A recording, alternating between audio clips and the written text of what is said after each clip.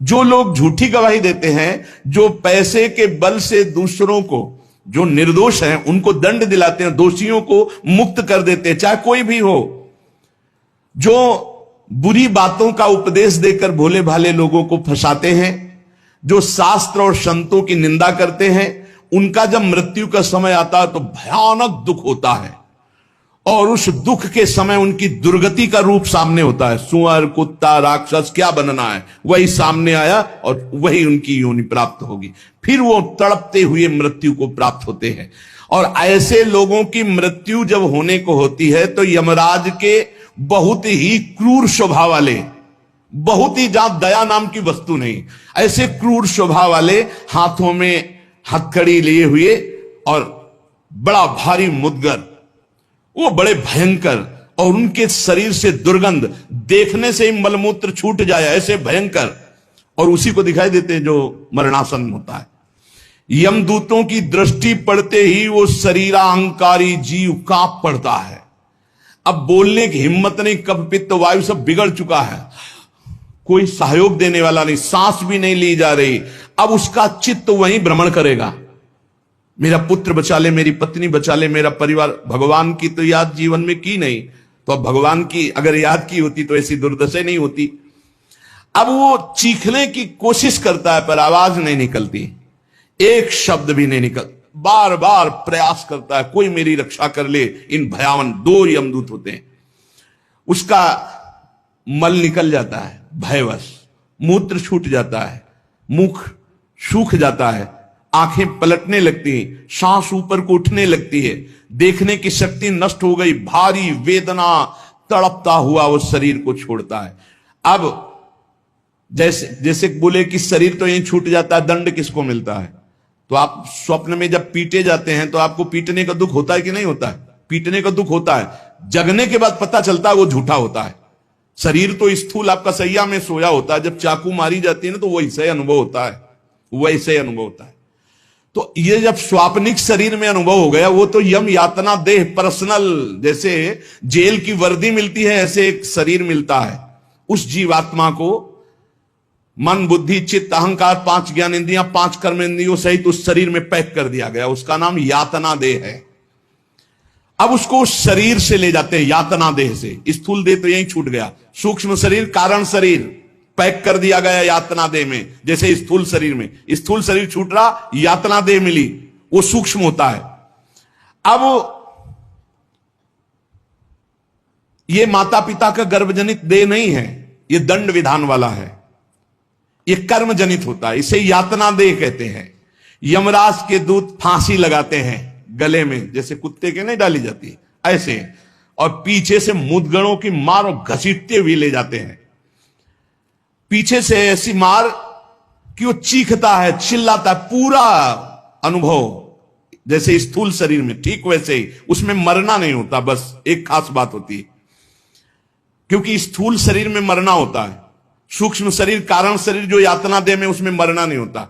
बहुत लोग कहते हैं शरीर तो यहां छूट गया, फिर नर्क स्वर्ग किसको मिलता है? अरे शरीर एक कोट की तरह उतार दिया गया, तू तो उसी में पैक है, अभी भूल मत कर। अब देखो, दक्षिण दिशा की ओर उसे दौड़ाते हुए, मारते हुए पीछे से ले जाते, और तप्त बालू, आग जैसी तपती हुई बालू,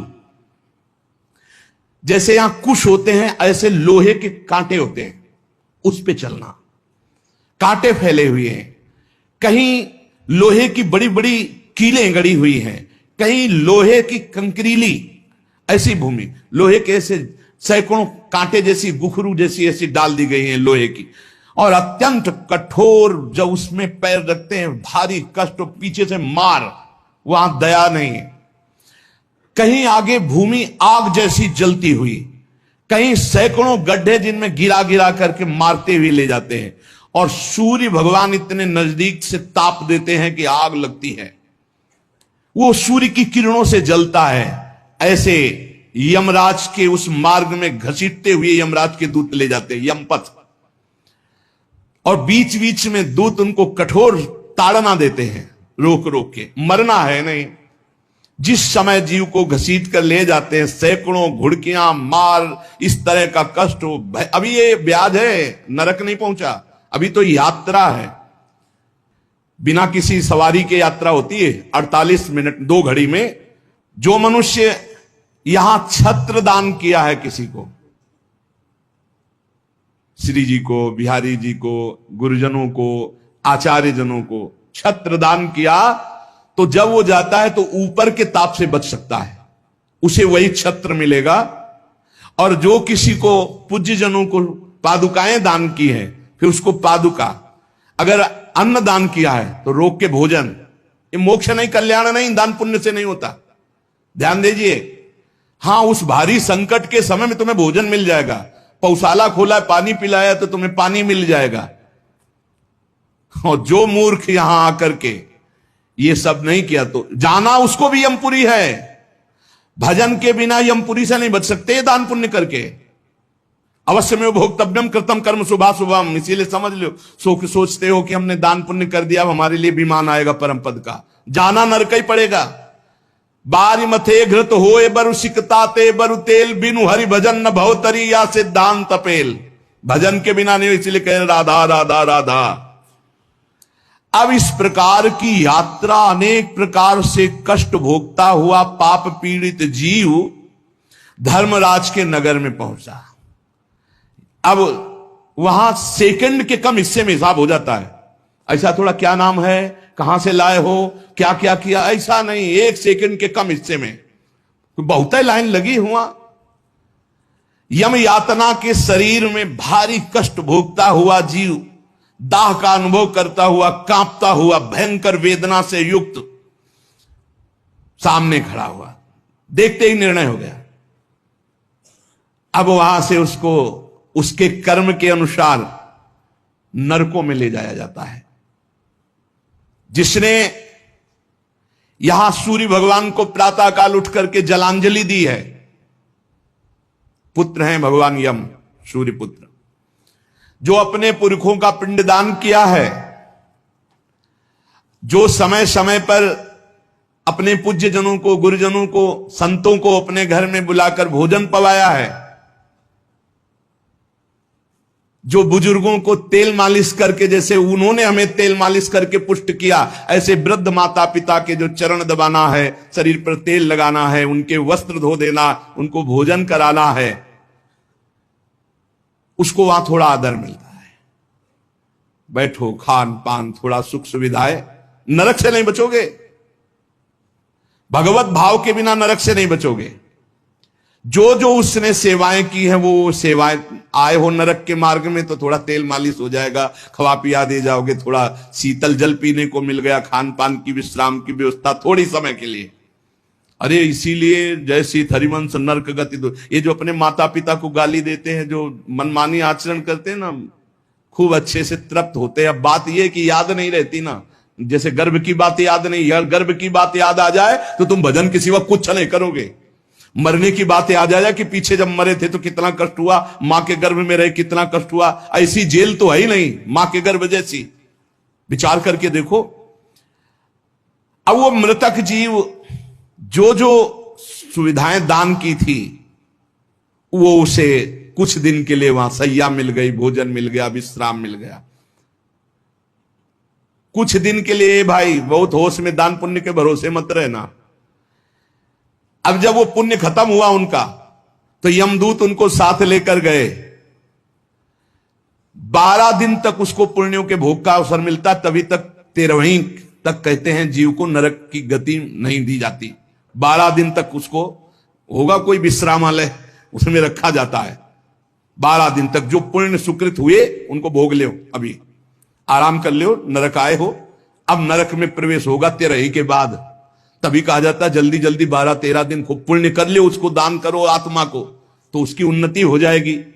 कोई ये झूठी बातें नहीं है। और राधा नाम बोल दिया एक बार तो इसके बराबर कौन सा पुण्य होगा। यमराज के खाते में पुण्य वाला है ही नहीं ऐसा जितना राधा। अरे जाने नहीं पड़ेगा भैया, राधा नाम जिसकी जिभ्या से निकाल, अनुल्लिख्यानंतान तदपराधान मधुपति। इसीलिए तो गरज कर कहते हैं, अब जिनको नरक भोगना है वो नहीं सुनेंगे भगवान नाम महिमा, भगवान नाम जप नहीं करेंगे। 12 दिन के बाद 12 दिन तक वो अपने घर के वालों के दिए हुए पुण्य आदि जो उसको भोगता है। फिर जब पिंडदान हो जाता 13वीं, तब मृत्यु से 12 दिन बीतने के पश्चात यमपुरी को खींच कर ले जाया जाता है उस जीव को। अरे यमपुरी भैया हुआ जैसे जेल पहुंचे, कोई थप्पड़ लग रहा है, कोई डंडा लग, वो देखे कि प्राण छूट जाते कि हमारे ये दुर्दशा। मरना नहीं, खास बात है।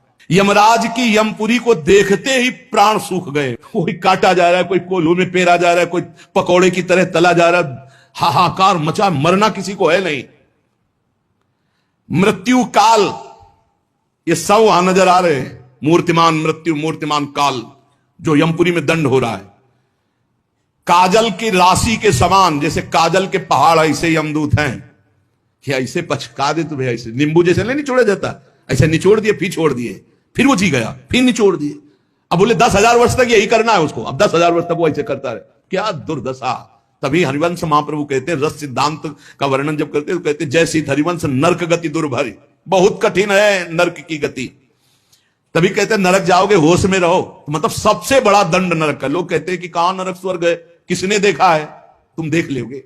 ऐसे आचरण रख रहे हो जो संतों की अवहेलना करे, शास्त्र की अवहेलना करे, भगवान को अवहेलना कर रहे हो, अपने आप देख लोगे पर बताने नहीं आओगे। बस खास बात यह है। और भौहें कैसी? टेढ़ी भौहें, काजल के समान काले, और विकराल मुख, लंबी दाढ़ें, कुरूप, आवाज भीषण भयंकर, और रोम ऐसे जैसे बंबूल के कांटे कि अगर ऐसे कर दे तो पूरा शरीर छेद जाए, ऐसे दूत। विशाल भुजाएं, पुष्ट भुजाएं, और सब यमदंड यम पास लिए हुए, बड़े भयंकर। दुर्गंध आती है शरीर से, जीव देख के घबराता है, उनके हाथों में फंसा हुआ। अब जो यहां पराये पुरुष से रति करती है, अपने पति को धोखा देकर, जो अपनी पत्नी को धोखा देकर दूसरी पराई स्त्री से पतिवंचक पर पति रति करई, रौरव नरक कल्प सत्परई। ऐसे ही पुरुष को, ऐसे स्त्री को। रौरव का बड़ा भयानक स्वरूप है। रौरव नरक की लंबाई चौड़ाई 2000 योजन है। 1 योजन 4 कोश और 1 कोश 3 किलोमीटर। 2000 योजन कितना हुआ? 4 दूनी 8, 8000 कोश। 2000 का 4 तो 8000 हुआ, और 8 त्रिक 24,000 किलोमीटर का है। 24,000 किलोमीटर का, और गड्ढा रूप है जिसकी बहुत गहराई है। यह नरक बड़ा दुखदाई है। इसमें अंगार रास बिछी हुई है, आगों की अंगार रास, दहकते हुए अंगार, बहुत ही। अब जो स्त्री यहां पराये पुरुष से, तो वैसे ही सैया अंगार की और तपता हुआ आग का पुरुष। अब भैया वहां जो पुरुष पराई स्त्री से, पशुवत आचरण नहीं। इसीलिए भारत भूमि में जन्म होना शास्त्रों में महानता का वर्णन किया गया, क्योंकि धर्म का पूर्ण यहां पालन करने वाले जन होते हैं। जो नहीं करते उनके लिए व्यवस्था है। अब उसके भीतर यमराज, उस दूत, यमराज के दूत उस पापी जीवात्मा को, अब वहां स्त्री पुरुष तो है नहीं, वो तो शरीर पहले ही छूट गया। अब यातना देह, वो जेल की वर्दी, यातना देह नरक की वर्दी, धधकती आग में वो जल रहा है, चीख रहा है, पग पग पर भून भून कर गिर रहा है, न मूर्छा न मरण। रात दिन चीखता रहता है, जलता रहता है। दौड़ना है 28,000 किलोमीटर, बस उसी में दौड़, आनंद लीजिए। कितने दिन? बोले सहस्त्रों वर्ष, 1-2 वर्ष नहीं, सहस्त्रों वर्ष। ऐसे पापियों की शुद्धि नरक में की जाती है। फिर जब वहां से निकलते हैं तो कीड़े मकूड़े, पतंगे, हिंसक जीव, मच्छर, वृक्ष, ऐसी योनियों को प्राप्त होते हैं पापी जीव। या मनुष्य योनि में आए, पाप बहुत नष्ट हो गए वहां, तो बड़े घृणित शरीर वाले, जो अवशिष्ट पाप बचते हैं थोड़े। आप कहोगे नरक भोगने के बाद भी अवशिष्ट बचे? कि हां, जैसे यहां किसी को सजा दी जाती, 20 साल की सजा और 1 लाख रुपया जुर्माना। अरे जब जेल ही दे दी तो जुर्माना क्या? बोले नहीं, जुर्माना है। तो जो जुर्माना हुआ उसका यह दंड है मृत्यु लोक में, समझ लो। यदि लोग प्रश्न कर देते, हमें समझ में नहीं आता, जब नरक भोग लिया तो फिर यहां क्यों भोगना पड़ता है? तो तुम्हारी समझ में नहीं आता, जब 20 साल की सजा दे दी, 1 लाख जुर्माना रख दिया, वो जुर्माना ये मनुष्य से। भजन कर ले, नहीं तुम्हारी दलीलें काम नहीं आएंगी। इस प्रकार पाप करने वाले जीवों को